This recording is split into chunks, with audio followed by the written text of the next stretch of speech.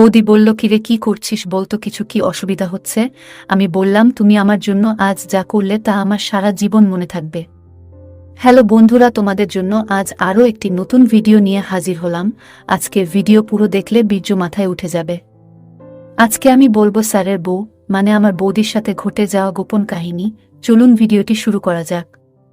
আমি অভিষেক, আমি তখন চাকরি বাকরি কিছু পাইনি, সবে যৌবনে পা দিয়েছি। সে সময় এত অ্যান্ড্রয়েডের মাতামাতি ছিল না, সবে মার্কেটে এসেছে। যৌবনে বিভিন্ন শখ জাগে ছেলে মেয়েদের, আমিও সেই দলেই পড়েছি। শখ হলো কম্পিউটার শিখব।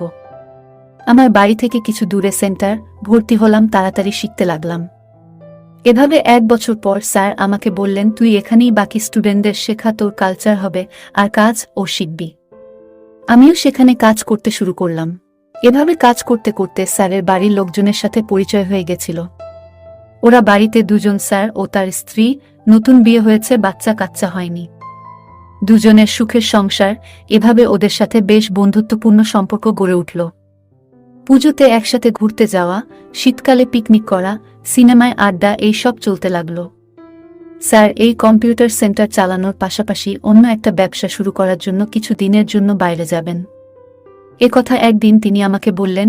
স্যার বললেন, আমি তো কিছু দিনের জন্য বাইরে যাচ্ছি, তুই কদিন এই সেন্টারটা খোলা, বাচ্চাদের শেখানো বন্ধ করা পারবি তো করতে? আমি বললাম, আপনি কোনো চিন্তা করবেন না, আমি ঠিক কাজ ঠিকভাবে করব। স্যার বলল, তোকে আর একটা কাজ করতে হবে। আমি বললাম, কি? স্যার বলল, তোর বৌদিকে দেখিস, যদি কোনো দরকার লাগে সাহায্য করিস।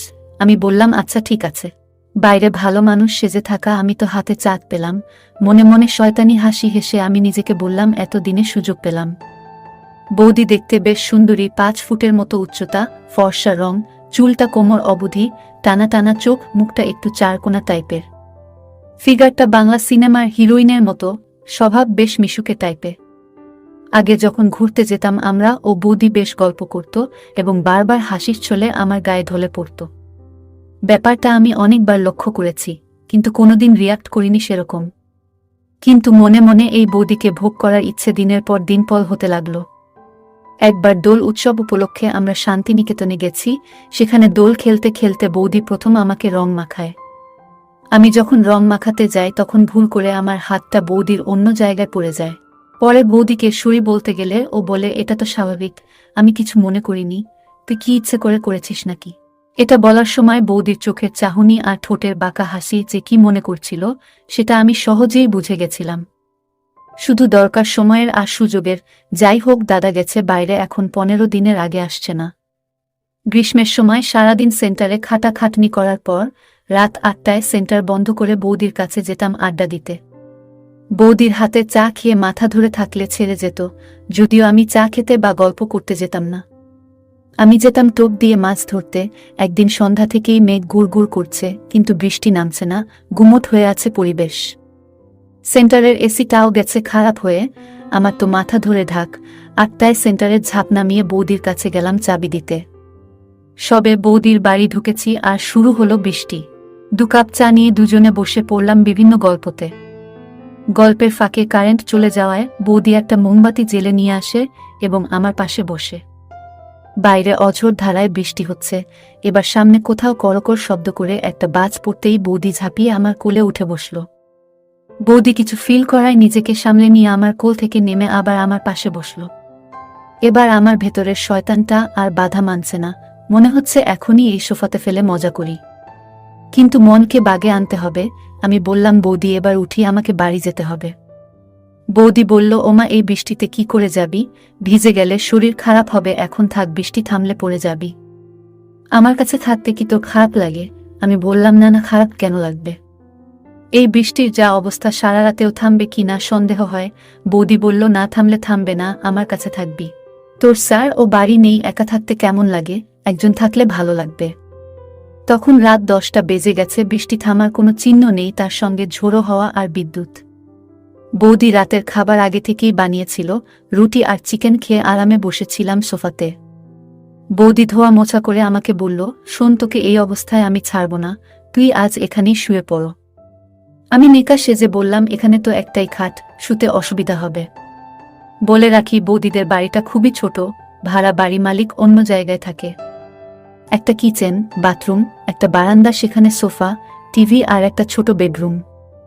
বৌদি বলল, তুই আমার পাশেই শুবি, তোর তো খারাপ চিন্তা নেই আমাকে নিয়ে।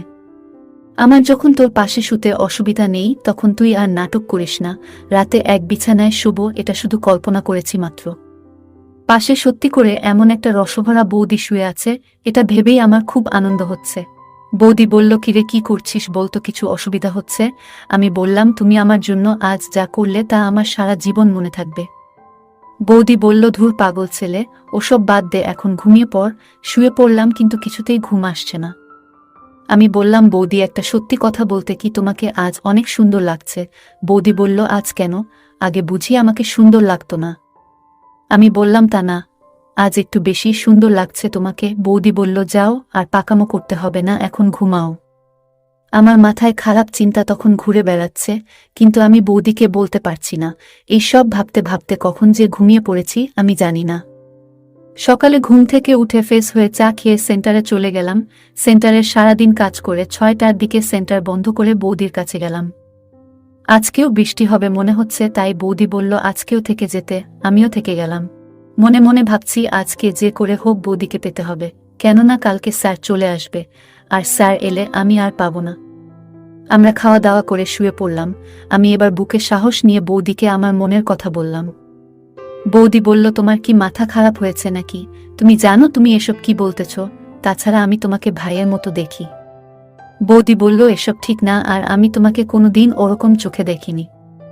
আর কেউ জানলে আমার তো সর্বনাশ হয়ে যাবে, আমার ঘর সংসার সব শেষ হয়ে যাবে। আমি বললাম, তোমার কি মাথা খারাপ নাকি? আমি কেন কাউকে বলতে যাব? এসব কেউ জানতে পারবে না। তারপর আমার জেদের কাছে বৌদিকে হার মানতে হলো। অবশেষে বৌদি রাজি হলো। আজ আমি আমার এতদিনের চাহিদা মিটাচ্ছি। আমার যে কি আনন্দ হচ্ছে বলে বোঝাতে পারবো না। বৌদিকে দেখে মনে হলো বৌদিও খুব মজা পাচ্ছে। আমরা আনন্দের সাথে খারাপ কাজ করে চলেছি। কিছুক্ষণ পর বৌদি আবার জিজ্ঞেস করে, আচ্ছা আমরা যা করছি তা কি ঠিক? আমি বললাম, তুমি এত ভেবো না তো, এখন শুধু মজা নাও। কিছুক্ষণ পর আমি আমার কাজ সেরে বাথরুমে চলে গেলাম। বাথরুম থেকে ফ্রেশ হয়ে আবার রুমে ফিরে এলাম। বৌদিও ফ্রেশ হয়ে এলো। তারপর আমরা দুজন ঘুমিয়ে পড়লাম। পরের দিন স্যার বাড়ি ফিরে এলো। তারপর থেকে আমি সুযোগের অপেক্ষায় থাকতাম। যখন স্যার বাড়িতে থাকতো না, আমি আর বৌদি মজা করতাম। এইভাবে আজও পর্যন্ত আমাদের সম্পর্ক চলতে আছে। আজও পর্যন্ত কেউ জানতে পারেনি। আর হ্যাঁ, তোমরা যেন কাউকে বলো না। যাই হোক, আজকের ভিডিও এই পর্যন্ত, এবং কালকে ভিডিওতে শিক্ষিকা ও ছাত্র এর এক নতুন গল্প তোমাদের সামনে তুলে ধরব। যদি আমাদের ভিডিওগুলি ভালো লাগে তাহলে লাইক, কমেন্ট এবং শেয়ার করুন। আর সবার আগে ভিডিও পেতে আমাদের চ্যানেলটাকে সাবস্ক্রাইব করুন এবং পাশে আসা বেল আইকনটি বাজিয়ে দিন। সবাইকে ধন্যবাদ।